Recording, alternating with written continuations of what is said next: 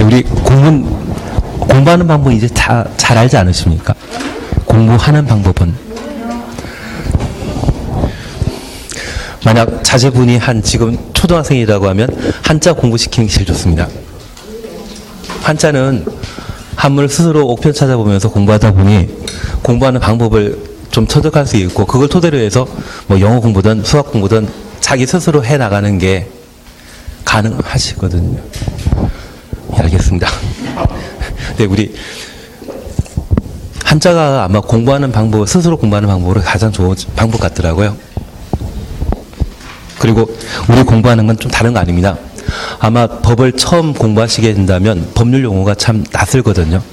그래서 애초에는 민법이든 뭐든 한 과목을 먼저 집중해 주셔야 됩니다. 지금 4월달이다 보니까 동시에 해 나가는 것도 방법이겠지만 아마 좀 한 과목 집중해 나가시는 게 필요하고, 한 개 법률 과목을 공부하다 보면 법률 과목 공부하는 요령이라는 게 생기시고요.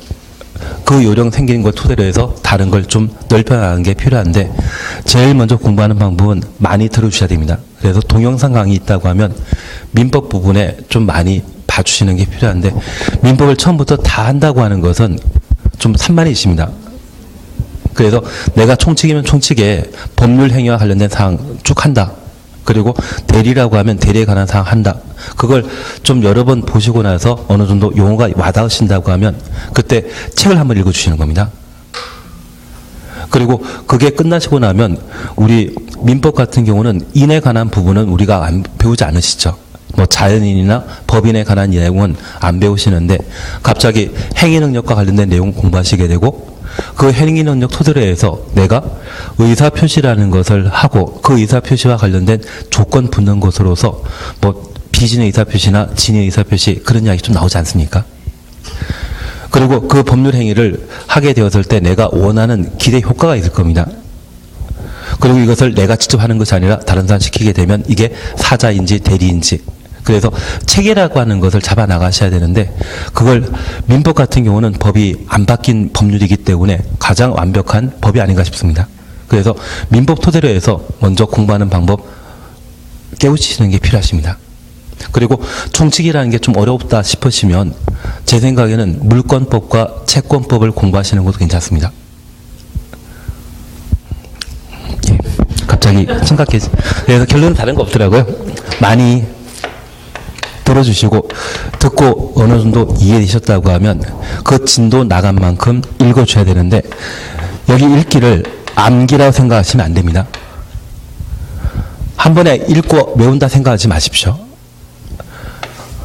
그냥 여러 번 계속 반복해 보시는 것이고요. 그 반복해 보시면서 눈에 익혀지는 상황이라고 하면 그 이후에 암기하는 게 필요해지시게 됩니다. 만약 많이 읽어보고 충분히 이해하셨다고 하면 따로 암기할 필요 없으시고요. 저 암기라고 하는 것은 시험에 꼭 나오는 이야기인데, 내가 그걸 해결하지 못한다면 문제 못 푸는 상황일 때 그때 암기 들어가시는 것이지, 평상시에는 많이 읽어주셔야 됩니다. 그리고 많이 읽어주고 내 머리에 좀 이해가 되는 상태에서 남아있다라고 하면 그 이해된 부분에 대해서는 암기하지 않더라도 시험 문제 나왔을 때 자연스럽게 맞춰 나가시더라고요. 그래서 여기 읽기는 우리 신문 보듯이 책을 계속 반복해 봐줘야 되는 겁니다. 그래서 외운다는 것과 읽는다는 것을 같이 생각하시면 안 되시는 것 같습니다. 대신 이게 한 번에 끝내신다고 하면 진짜 다 외워야 되는 상황인데, 우리가 시간을 좀 넉넉하게 두신다고 하면 자주 반복해서 보시는 게 빨리 공부할 수 있는 방법이 아닌가 싶습니다. 그리고 이게 끝나셨다고 하면 아마 학개론 같은 경우나 민법 둘 중에 한 개의 과목만 잘 점수 나오시면 되거든요. 작년에 학개론 어려웠습니다. 올해는 쉽습니다. 그게 정답입니다. 그게 정답입니다. 그래서 학개론과 관련되어서도 경제학이라고 하는 기본 바탕과 부동산과 관련된 정책이 그 배경이 되게 되는데, 작년에 좀 어려웠기 때문에 올해는 좀 만만해질 겁니다. 그래도 어렵긴 마찬가지입니다. 그래서 이 경제 쪽이라고 하는 부분이 좀 뜬구름 잡는 경우가 꽤 많은데, 그걸 반복해 보시면서 어느 정도 이해하시고, 만약 이해가 안 된다고 하면 우리 주변에 부동산 학개론 하면 점수 제일 잘 나오는 분 계시지 않습니까? 그분에게 밥 2번 사주시고 나면 뭔가 나한테 도움을 주실 겁니다. 세상은 주고받는 게 좀 필요하잖아요. 그래서 내가 이해 못하는 부분에 대해 또는 용어에 대해 그분이 어떻게 이해하고 있는지 그걸 좀 같이 공유해 나가시게 되면 우리 시험은 누구 하나 떨어져야만 내가 붙는 그런 시험 아니시거든요. 아직 상대평가 될 일은 한다고 하지만 언제 합격하고 나면 상대평가 하자고 하실 거죠. 저 알고 있습니다. 저 알고 있습니다. 합격하기 전에는 상대평가 들지 않는다 하지만 합격하시고 나면 좀 상황이 달라지더라고요. 그건 일단 나중 이야기지만 서로 좀 모르는 부분이 있다면 내 시각에 어떻게 이해했는지를 한번 도움을 받으시고 도움 주시는 것도 방법이 되지 않나 싶습니다. 그리고 2차 과목은 지금 아무 생각 없이 좀 많이 들어주시고요. 그리고 책만 좀 많이 봐주십시오. 제가 표시하라는 것만. 나중에 제가 좀 잘 정리해 놓을 겁니다. 그리고 사실 어제도 오늘 한 5시까지 겨우 해가지고 한 40페이지 정도짜리로 해서 공법 만들어 놨거든요. 나중에 하시면 되시게 되는데 원주 교수님께서 만들어 놓은 것도 제가 나중에 한번 쭉 훑어드릴 겁니다. 어차피 시험에 나올 것은 좀 뻔히 정해져 있는 것이고 한 방에 전체를 한번 훑어볼 수 있고 반복해 나가시게 된다고 하면 눈에 익은 부분에 대해서는 따로 외울 필요 없지만 눈에 익지 못한 것, 꼭 시험에 나올 거라고 제가 이야기 드리는 게 있다면 그러한 부분들에 대해서는 좀 반복해 본다 생각하시면 공법 쪽에서는 기본 점수는 항상 나오시더라고요. 그래서 크게 걱정하지 마시고 지금은 좀 어느 정도 용어를 이해할 수 있는지 이해하기 위해 좀 수업에 좀 참여해 주시면서 많이 들어주시는 게 필요하지 않나 싶습니다. 대신 우리 시험에는 2차 시험에는 가장 훌륭한 시험 과목 있지 않습니까? 나중에 시험 볼 때 되면 이게 다들 80점이 나와 있으십니다. 공부할 때는 좀 어렵게 하시는데 시험 볼 때는 아주 널널하게 나오십니다. 아직 우리 모의고사 다 안 보셨죠? 예. 원래 3월달 모의고사는 원래 그 점수 나와야 됩니다. 대신 나중에 좀 문제 풀어나가시면서 이 중개사법은 법 조문이 한 200개 있다고 하면 시험에 활용되는 조문은 50개밖에 안 됩니다. 그 50개를 쪼개고 분리해서 아주 섬세하게 문제 만들다 보니 처음에는 적응하지 못하시는데 나중에 되면 뻔하다는 것을 좀 느낄 수 있을 겁니다. 그리고 공유사회법 같은 경우도 한 개 과목이 좀 어려우면 한 개 과목이 좀 소홀해지시거든요. 그리고 그것도 나중에 어느 정도 정리해 나가실 수 있을 겁니다. 공법도 나중에 되면 좀 만만해지실 겁니다. 그래서 지금은 많이 들어만 주시고 많이 읽어주시는데 오늘 진도 나간 만큼만 좀 읽어주십시오. 그리고 이게 누적되시게 된다고 하면 나중에 압축하실 수가 있습니다. 그리고 시험에 나올 건 뻔하기 때문에 그런 부분들은 나중에 제가 좀 정리해 드리게 될 겁니다. 그래서 지금은 외운다 생각하지 마시고 많이 듣고 이해만 되는지 그렇게만 좀 해주시면 좋겠고요. 지금 항상 민법은 기반 되셔야 됩니다. 하루에 한 2시간 하시죠? 3시간씩이나 하십니까? 민법은 어떻게든 해놓으셔야 됩니다. 민법이 토대가 된다고 하면 나머지는 다 일사천리로 잘 끌어가실 수 있거든요. 우리 원장님 빡시게 하지 않습니까? 그래서 우리를 항상 천재라 생각하셔가지고 천재도 만드시지 않으십니까? 그래서 저렇게 좀 해나가시게 되면 무난하실 겁니다. 걱정하지 마십시오. 대신 내가 붙는다는 생각하시고 그냥 10월달까지만 꾸준히 동참해 주신다고 하면 괜찮으시고요. 자포자기만 안 하신다고 하면 무난하실 겁니다. 작년에도 한 6월달까지 같이 공부하시다가 7월달부터 2차 포기하고 1차만 집중하셨는데 1차 점수는 평균 80 나오시더라고요. 2차에서는 3문제 차이로 떨어지더라고요. 그게 아니라 그냥 1차 너무 지나치게 할 필요 없으시거든요. 적당히 하시고 2차 조금 신경 쓰신다고 하면 충분히 3문제 정도는 맞출 수 있는 역량입니다. 1차가 떨어지는 상태라고 하면 2차 계산할 필요도 없지만 1차 붙는 상태라고 하면 어느 정도 좀 노력을 안 분하시게 되면 1년에 동시에 해결할 수 있는 게 이 시험입니다. 포기만 안 하시면 잘 되시더라고요. 복습 잘 해주셔야 됩니다. 복습은 다른 거 없습니다. 들어보시고 이해되셨다면 더 이상 들을 필요 없습니다. 읽어만 봐주십시오. 이해되셨으면 읽어만. 그렇게 하시는 게 학교 가는 방법 아닌가 싶습니다. 예, 하든가 하도록 하겠습니다. 558페이지에 건물의 구조 재료 찾으셨죠? 올해 해나가시고 딱 하나입니다. 내진 설계와 관련된 내용을 봐주시는 게 일입니다. 그래서 동그라미 2번 구조안전 확인 서류 제출 찾으셨죠? 별표 하나 해놓습니다. 우선 1번 보시게 되면 안전 확인이란 말을 보실 수 있는데요.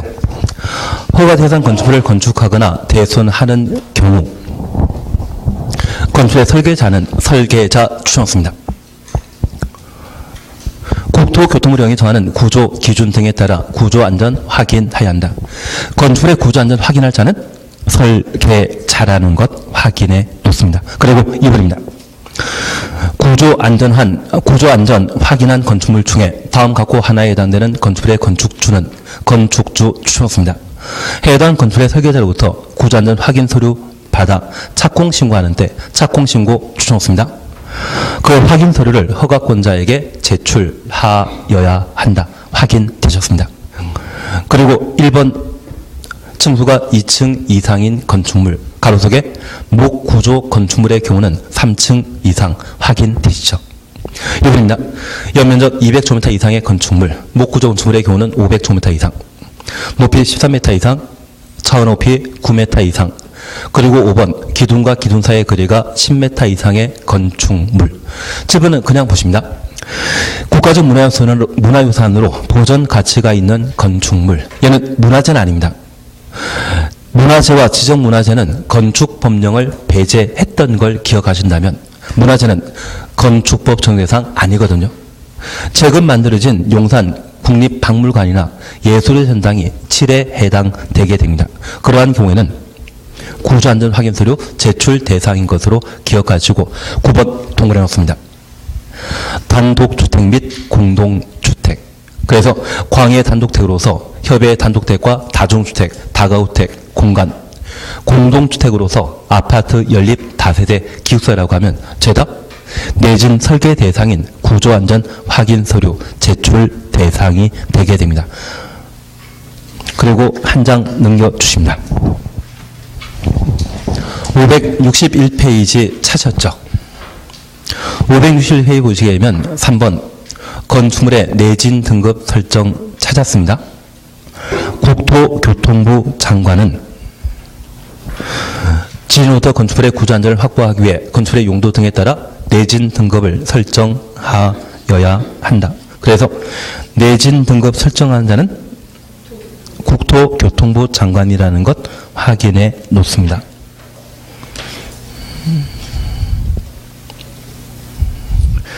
그리고 양가로 4번 봐주십니다. 양가로 4번 별표 하나에 놓습니다. 내진 능력 공개란 말 찾으셨죠? 다음 각호 하나에 해당되는 건축물을 건축하고자 하는 자는 사용 승인 받은 즉시 가로 해놓습니다. 건축이 지진 발생 시에 견딜 수 있는 능력, 내진 능력을 공개하여야 한다. 16층 이상을 2층 이상으로 바꿔놓습니다. 그리고 바닥 면적 5,000제곱미터 이상의 건축물을 연면적 200제곱미터 이상으로 바꿔 주셔야 됩니다. 그래서 16층 이상은 2층 이상, 그리고 바닥 면적합 5,000제곱미터 이상은 연면적 200제곱미터 이상으로 바꿔 주십니다. 그리고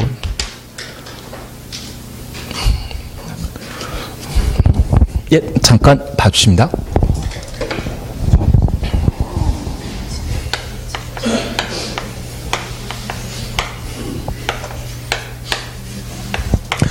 건축법상 건축물의 구조 설비와 관련되어 건축부에서는 가장 중요한 지표로 삼고 있는 것이 건축물의 안전에 있습니다.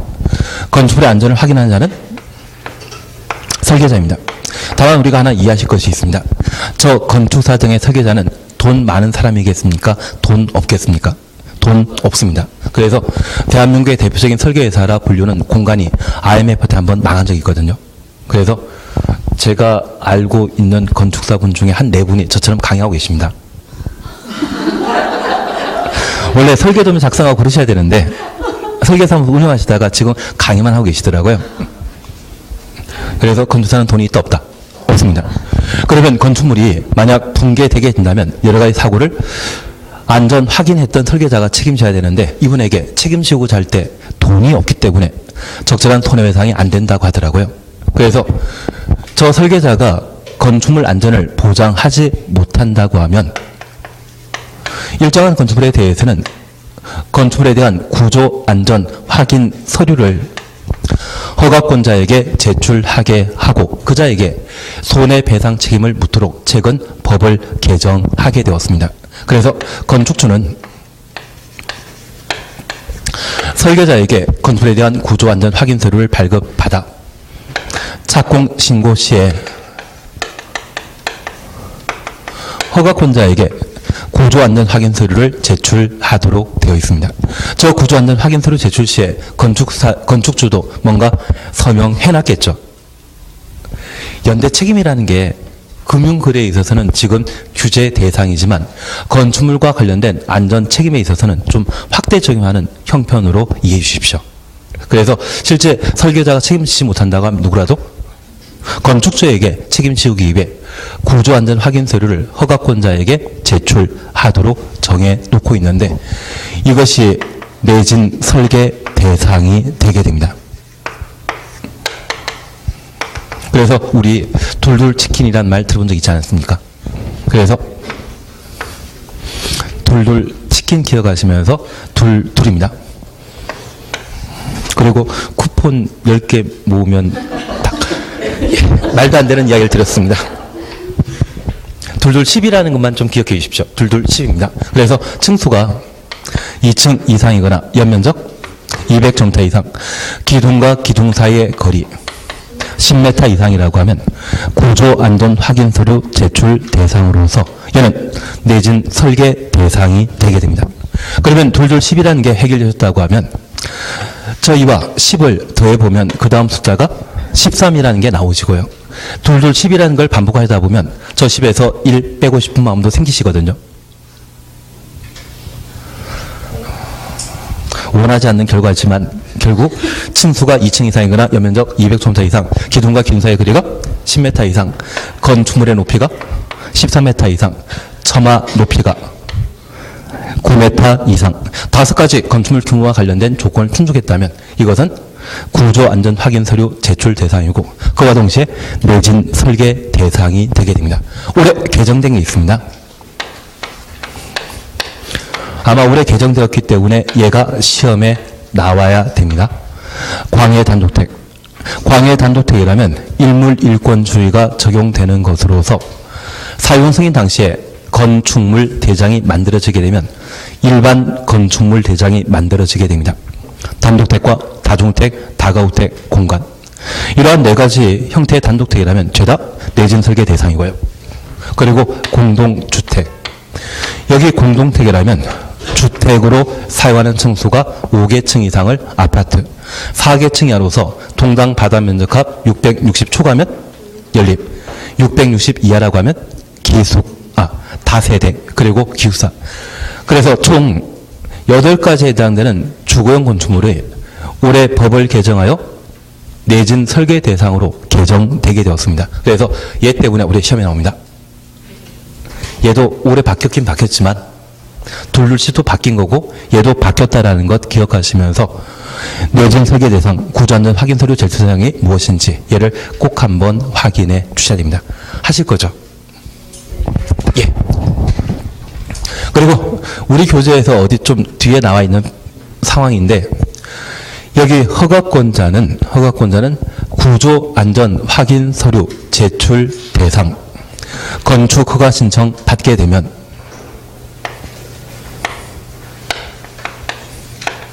해당 건축물의 내진 성능을 허가권자가 확인하도록 되어 있습니다. 내진 성능 확인한다는 의미는 내진 설계가 이루어졌는지 허가권자가 확인하는 것으로 이해해 주시고 지금 보셨던 둘둘 12 내진 설계 대상이라는 것 다시 한번 확인해 주셔야 됩니다. 무조건 이해해 주셔야 됩니다. 하시는 걸로 알고 있겠습니다. 예, 그리고 560페이지 보시니 용어 정의 찾으셨죠? 용어 정의 보시면 다중이용 건축물과 준다중이용 건축물이라는 것을 각각 볼 수 있습니다. 찾았습니까? 560페이지입니다.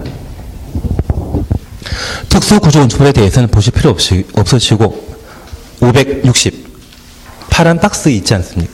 560 아닌가요? 예, 560에 파란 박스 보시게 되면 다중이용 건축물 그리고 2번 준다중이용 건축물 찾으셨죠. 다중이용 건축물이란 불특정 다수의 많은 사람들이 이용하는 건축물로서 다음 각호 하나에 해당되는 건축물을 말한다. 우선 나번을 보십니다. 16층 이상 건축물, 16층 이상 추천없습니다. 그리고 가번입니다.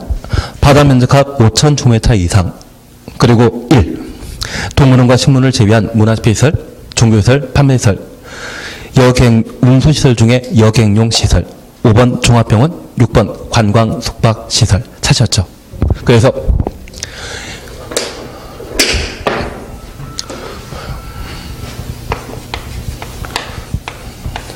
우리가 적용 범위와 관련되어 건축물에 관한 사항을 함께 살펴보시면서 건축물이란 토지에 정착한 공작물 중에 지붕 있는 것 그리고 이러한 건축물에 딸린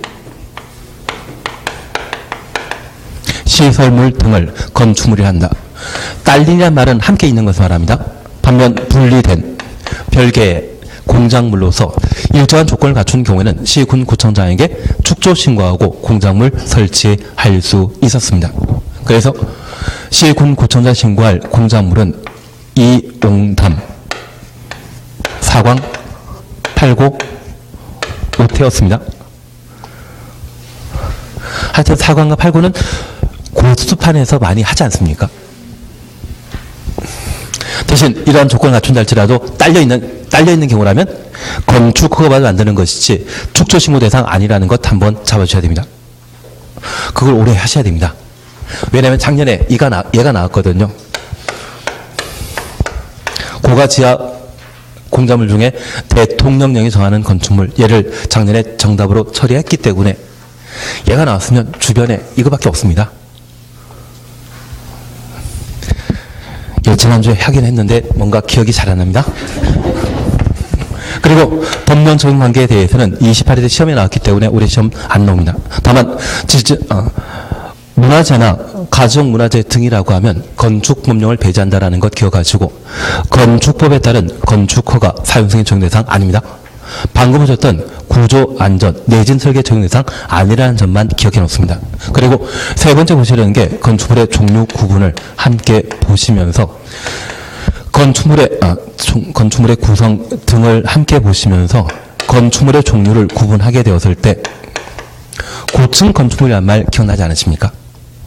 고층 건축물의 층수가 3층 이상이거나 높이가 120m 이상의 건축물을 말하며 이 고층 건축물은 초고층 건축물과 중초고층 건축물로 구분하는데 층수가 50층 이상이거나 높이가 200m 이상이라면 초고층 건축물, 고층 건축물 중에 초고층 건축물이 아닌 것을 준초고층 건축물이라 한다.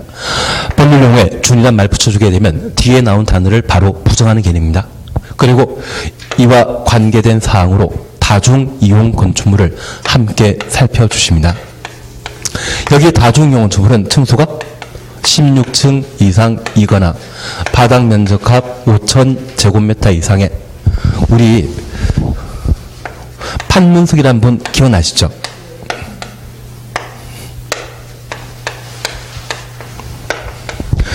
뭔가 모르지만 계속 잘 오신다더라고요. 종종은 판문숙입니다. 종합병원, 종료시설, 운수시설, 판매시설, 문화집회시설, 관광 숙박시설 그 규모가 5천 이상이라면 죄다 다중이용 건축물이 되게 됩니다. 그래서 종종은 판문숙이라고 말 보게 된다면 얘는 다중이용 건축물. 반면에 종업원, 판문숙이라는 말 보게 되면 걔는 공개공지입니다. 공개공지일 때는 종업원, 판문숙이고 다중이용 건축물은 종종은 판문숙입니다. 다중이용 건축물에 있어서는 바다 면적합 5,000 제곱미터 이상의 종종우는 판문숙으로 기억해 놓습니다. 그리고 2번 준다중이용 건축물 찾으셨죠? 가번 문화집회시설입니다. 나번 종교시설, 다번 판매시설, 라번 운수시설 중에 여객용 시설, 마번 의료시설 중에 종합병원. 그래서 가부터 마까지 묶어놓습니다. 앞서 다중이용 건축물에 봤던 것이죠. 그리고 두 번째입니다. 자본 보시니, 자본 동원해 놓습니다. 숙박시설 중에 관광 숙박시설, 앞서 보셨던 겁니다. 그러면 남아있는 것이 교육연구시설, 4번 노유자 시설, R번 운동시설, 차번 위락시설, 가번 관광휴게시설, 답은 장례시설. 이러한 12가지 용도로서 바다 면적합 1000제곱미터 이상의 건축물을 준다중이용 건축물이라 표현하게 됩니다. 그래서 준다중이용 건축물은 다중이용 건축물이다? 아니다? 아닙니다. 법률 용어의 특정 단어 앞에 준이나 말 쓰게 되면 뒤에 단어를 부정하는 개념입니다. 그래서 준다중이용 건축물은 다중이용 건축물을 제외한 바다 면적합 1000제곱미터 이상의 12가지 용도가 준다중이용 건축입니다. 시험에 나오면 틀리기는 좀 아깝지 않습니까? 틀리고 싶다고 하면 틀려도 상관없습니다. 이거 하나 가지고 당락을 좌우하는 것은 절대 아니더라고요. 다만 우리가 이해해 주실 것은 여기 종종호는 판문속이라면 1000 이상, 5000 미만인 때 준다중이용 건축물이고 종종호는 판문속은 5000 이상이라면 다중이용 건축물이 되게 되는데 이 판문속이라는 분이 자주 오신다고 하면 그 원인을 파악할 필요 있지 않으십니까? 그래서 그 원인으로 우리는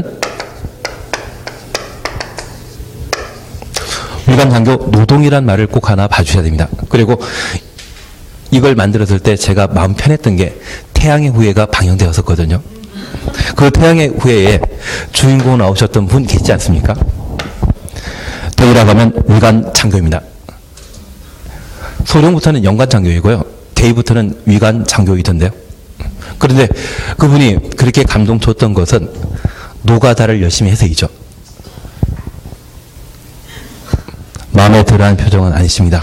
대신 어쩔 수 없이 시험 볼 때까지만 송송커플 기억하시면서 얘를 좀 기억해 주십시오. 위관 장교 노동입니다. 그래서 장교인데도 불구하고 노가다 삽질 열심히 하는 거 보고 얼마나 감동하셨는지 이분이 자주 오시나 보더라고요. 태양의 후예 딱 괜찮은 것 같은데. 그래서 우리 위락설입니다. 그리고 관광휴게시설. 여기 관광휴게시설이라고 하면 우리 주변에 에버랜드 있지 않습니까? 그게 바다 면적 1000제곱미터 이상이라면 준다중이용 건축물로 분류되는데 우리나라에는 좀 보기 힘들지만 일본 같은 경우는 건물 옥상에 대관람차라고 돌아다니는 게 있거든요. 걔가 여기에 해당되는 것으로 이해하시면 됩니다. 그리고 장례시설. 장례시설 말합니다. 교육, 연구시설, 학교 등을 말할 겁니다. 그리고 노유자 시설, 유치원이나 실버병원 등을 말하는 것이고요. 운동시설, 체육관 등을 말합니다. 그래서 시험 보실 때까지만 올해만 한 번 해주십시오. 저도 올해 안 나오면 내년부터는 안 할 겁니다. 그래서 지금 다중이용 건축물은 종종호는 판문속이라는 것 기억하시고 그 규모가 5000 이상일 때 준다중이용 건축물은 바다 면적합 1000제곱미터 이상의 종종호는 판문속 그대로 가셔야 됩니다. 위관장교 노동 거기까지 해주시면 12가지 용도에 관한 사항을 각각 해결되시는데 힘드시더라도 한 번만 해놓습니다. 예, 그리고 옆에 페이지 보시게 되면 내진 능력 공개 찾으셨죠? 우리가 잠깐 기억해 주실 것은 각종 기준에 대해서는 누가 결정한다?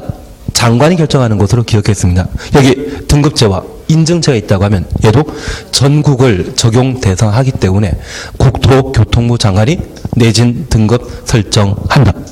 그래서 인증제와 등급제란 말 보게 되면 항상 장관이 결정 주체라는 것 기억해 주셔야 됩니다.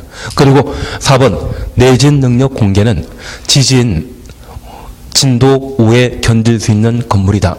이러한 것들을 대외적으로 밝히는 것을 말하는데 언제? 사용 승인 후 즉시 내진 능력을 공개하도록 되어 있습니다. 공개 대상은 층수가 2층 이상. 만약 목구조 건축물이라면 3층 이상입니다. 목구조 건축물이라면 3층 이상.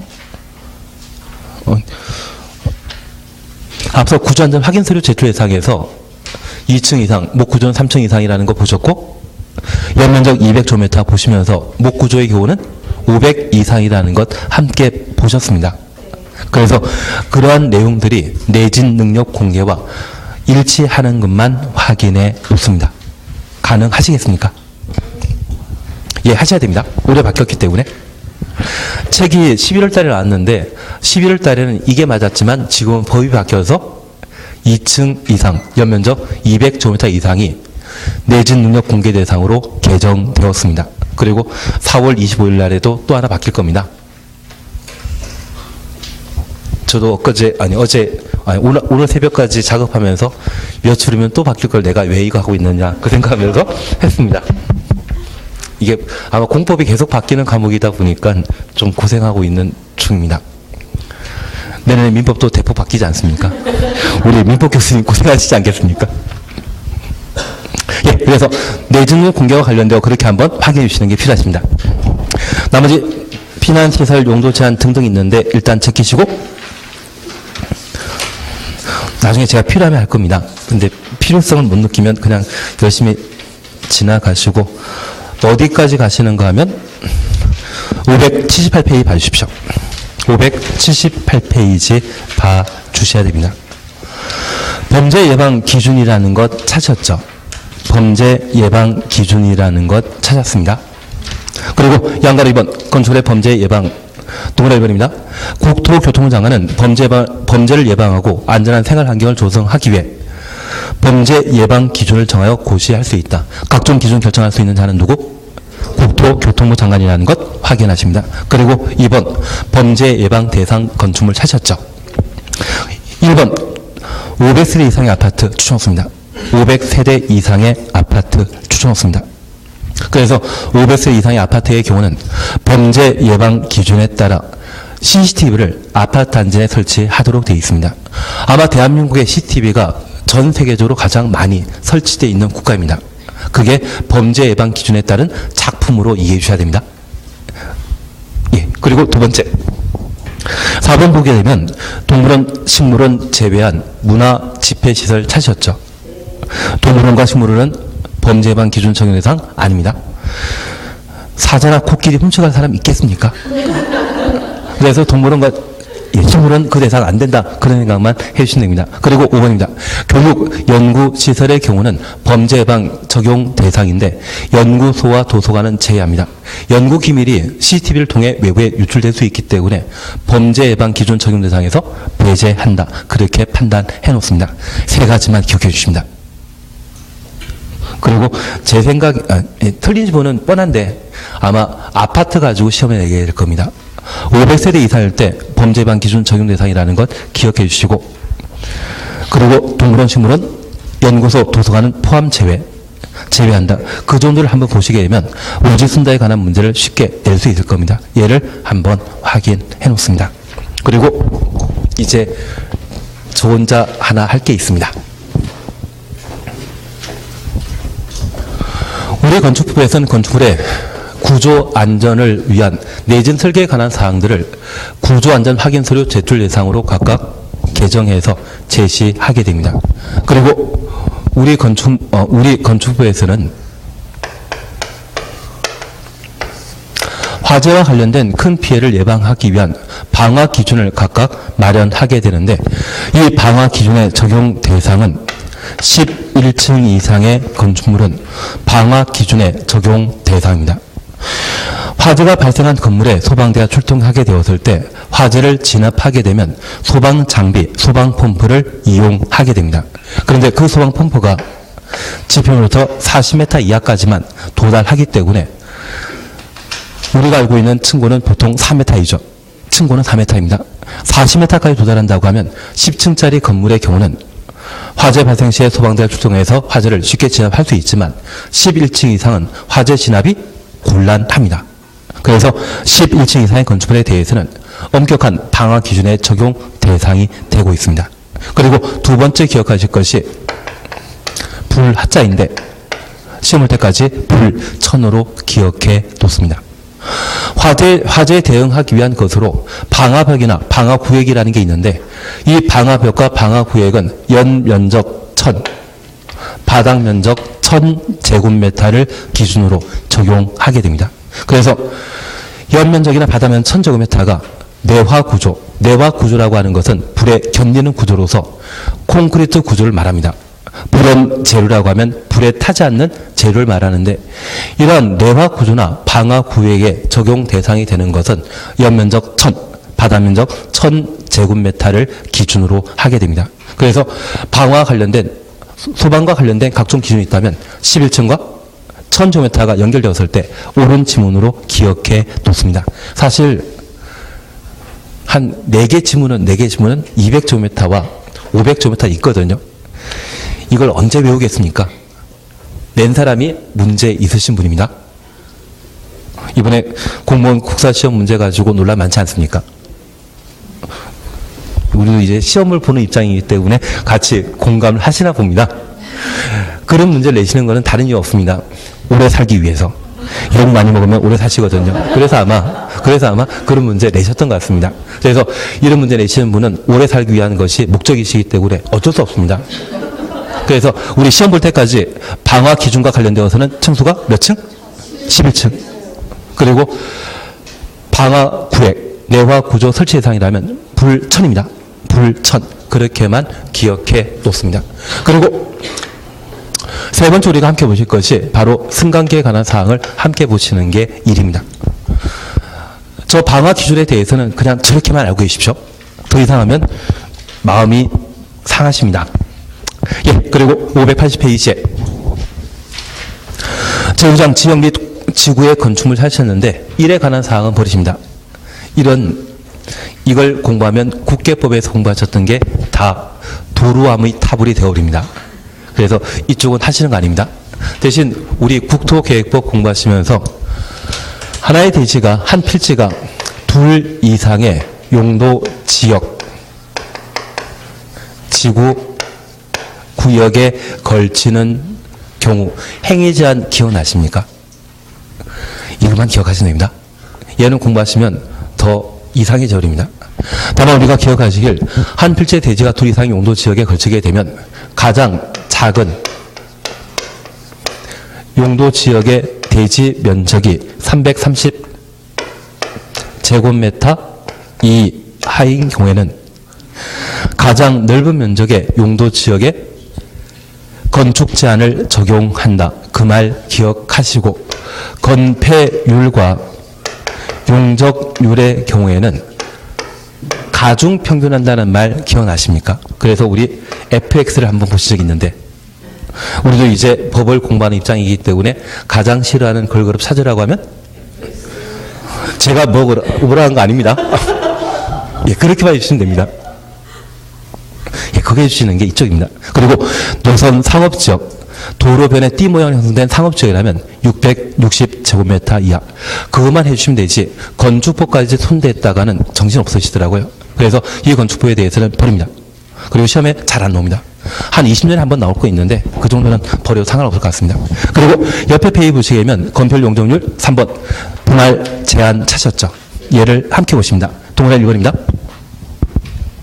건축물 있는 대지는 대통령령이 정하는 범위에서 조례가 정하는 면적에 못 미치게 분할할 수 없다. 그리고 1. 주거지역은 60, 상업지역과 공업지역은 150, 녹지지역은 200. 그래서 1번부터 4번까지 묶어 놓습니다. 그러면 하나 이해하실 것이 있습니다.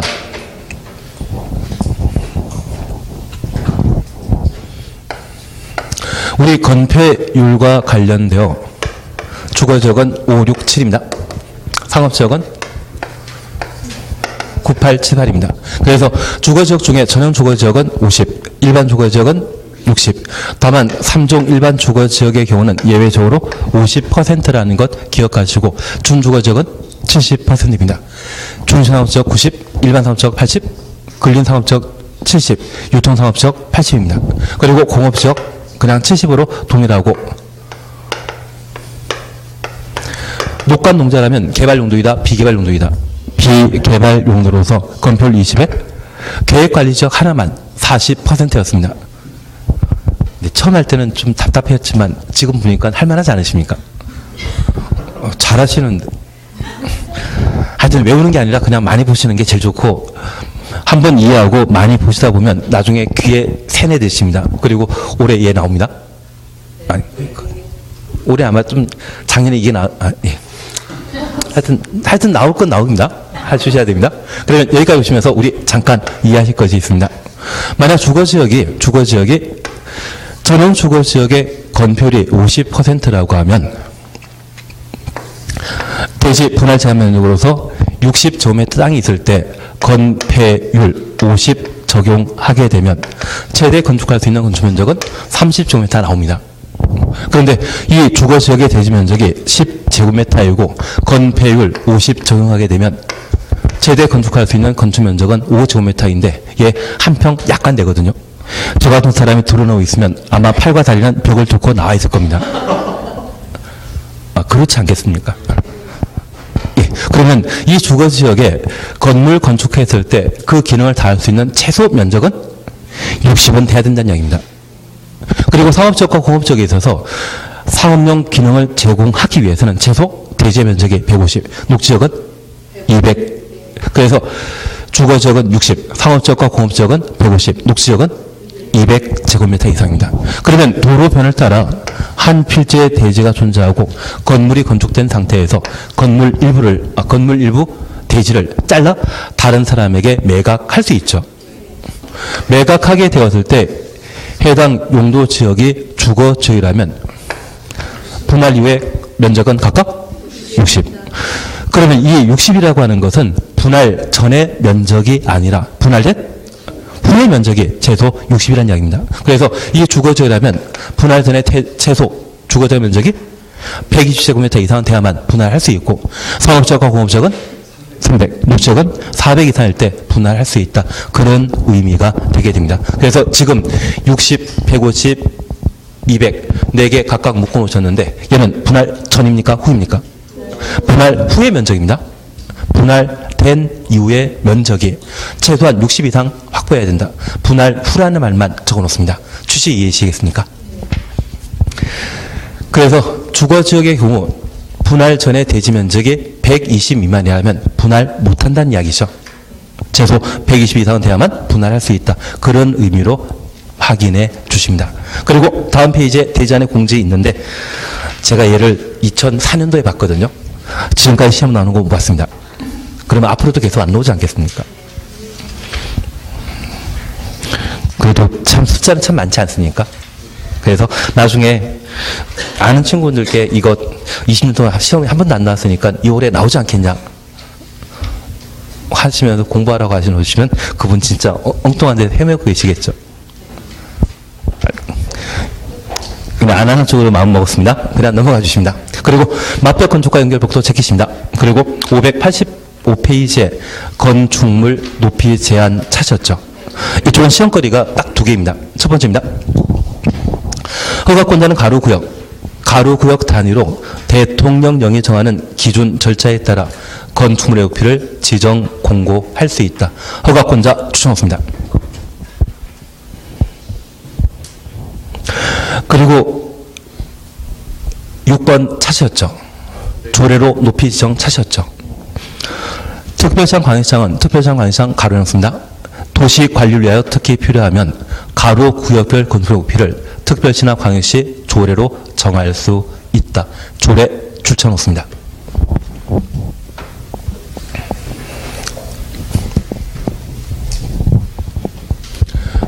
하나 이해하실 것이 있는데요.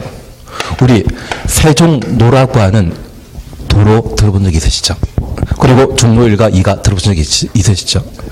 도로가 동서로 형성되어 있다면 도로 가자를 붙여주도록 되어 있고요. 도로가 남부로 뻗어 있다면 도로 로자를 붙여주도록 되어 있습니다. 그래서 종로 1과 2가 3가라는 말 들어보신 적 있다면 걔는 도로가 동서로 뻗어 있었기 때문에 세로로 뻗어 있다고 하면 그때는 도로 로자 붙여주게 됩니다. 근데 종각이 맞습니까? 종루가 맞습니까? 요즘은 종각입니다. 옛날엔 종루였습니다. 건물 건축하게 되었을 때 그 건축물 밑에 기둥 세워놓고 건물 올리게 되면 건물 루자 붙여주도록 되어 있고요. 이 건물 바닥이 땅에 붙어있는 상태에서 건물이 올라가게 된다면 그때는 건물 각자를 붙여주도록 되어 있습니다. 그래서 각하란 말 들어본 적 있으시죠? 그게 건물 각자 밑에 근데 대통령 각하라지 않았습니까? 청와대 밑에 계시다고 해서 그런 말을 했던 것 같습니다. 괜한 이야기 드렸나 봅니다. 제가 예전에 사시 볼 때 사법시험의 국사 문제 중에 경복궁에 경회루 있지 않습니까? 그 경회루의 기둥이 몇 개 있느냐고 시험에 나온 적이 있습니다. 그래서 그 당시에 만 원짜리 지폐 가진 친구들은 만 원짜리 뒷면에 경회루 사진 들어가 있었기 때문에 그거 세워가지고 정답 맞춘 적이 있는데 저 같은 경우는 33천 28숙이라는 걸 생각해가지고 33천 찍었다가 틀렸습니다. 답은 28숙이던데. 예, 옛날에도 그런 사시 문제 많이 나와. 치사한 건 아니라 그냥 만 원짜리 없어서 틀렸을 뿐이죠. 예, 그래서 우리 여기 가로 구역에 가로라는 의미 이해되시겠습니까? 그러면 건물 건축하기 위한 대지는 보통 한쪽 면만 도로에 접해 있어야 되지만 사방 모두 도로에 둘러싸인 곳이 있다고 하면 얘가 도로에 둘러싸인 땅, 그래서 가로 구역이라 표현하고, 이러한 가로 구역은 사방 모두 대지에 드날 수 있는 효용 가치가 높은 곳이기 때문에 그만큼 큰 건물을 건축해야 되는데 우리가 하고 있는 곳이 가로 구역입니다. 만약 제1롯데월드 있는 곳이라고 하면 가로 구역이 한 필지의 대지이지만 이 가로 구역이 여러 필지로 쪼개지는 경우도 있거든요. 그러면 이러한 곳에 효용 가치가 높은 땅이라고 하면 건물 높게 건축할 필요 있지 않겠습니까? 그래서 허가권자가 지방건축위원회 심의 거쳐 가로 구역에 건축할 수 있는 높이를 지정할 수 있습니다. 다만 이 허가권자는 특시, 특도, 시, 군, 구청장이 원칙적인 허가권자이죠. 예외적으로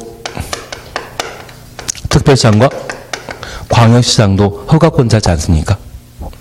이들은 건축위원회 심의 거칩니까? 조례 거칩니까? 조례. 우리가 알고 있는 조례는 성문법에 해당되는 것으로서 지방자치단체가 만든 법을 조례라 하고 불문법이라고 하면 조리라 하지 않습니까? 그래서 지방자치단체에서 만든 법, 조례로 건축할 수 있는 최고 높이를 결정하게 되었는데 이번에 제1롯데월드가 만들어진 것은 서울특별시장이 서울시의회에 심의 거쳐 조례로 건축할 수 있는 높이를 결정했기 때문에 그러한 건물이 만들어질 수 있었습니다. 제1롯데월드와 관련된 시사성 있는 문제이기 때문에 한번 확인하시는데 꼭 기억하실 것은 도의사는 가로 구역의 높이 결정할 수 있다 없다? 없습니다. 도의사는 허가권자가 아니기 때문에 가로 구역의 높이 결정권자가 못 된다라는 점 확인해 놓습니다. 추진 이해하시겠습니까? 그리고 이제 하나만 더 보시면 됩니다. 동그라미 4번 보시게 되면 상이한 높이 지정이라는 말 찾으셨죠? 허가권자는 같은 가로 구역에서 건물의 용도 형태에 따라 건물의 높이를 다르게 정할 수 있다. 높이를 다르게 정할 수 있다. 가로 해놓습니다. 강행 규정입니까? 임의 규정입니까? 임의 규정. 그러면 같은 가로 구역의 높이를 같게도 할 수 있고 다르게 할 수 있다는 이야기죠. 그것만 봐 놓습니다. 그래서 가로 구역의 높이 결정은 허가권자가 결정하고 원칙적인 방법은 지방건축위원회 심의 거쳐져 있습니다. 그래서 동그라미 2번 보시면 지정 절차 찾으셨죠? 허가권자는 가로구역 높이를 지정하려면 지방건축위원회 심의 거쳐야 된다. 지방건축위원회 심의 줄만 쳐놓습니다. 다만 이 허가권자 중에 특별시장과 광역시장이 가로구역 높이를 결정하게 된다면 어떤 방법으로? 조례로. 그거 잡아주시는 게 이쪽입니다. 그리고 한 장 넣으시면 1조 확보에 관한 높이 제한이 있는데 얘는 쉬었다 하십니다.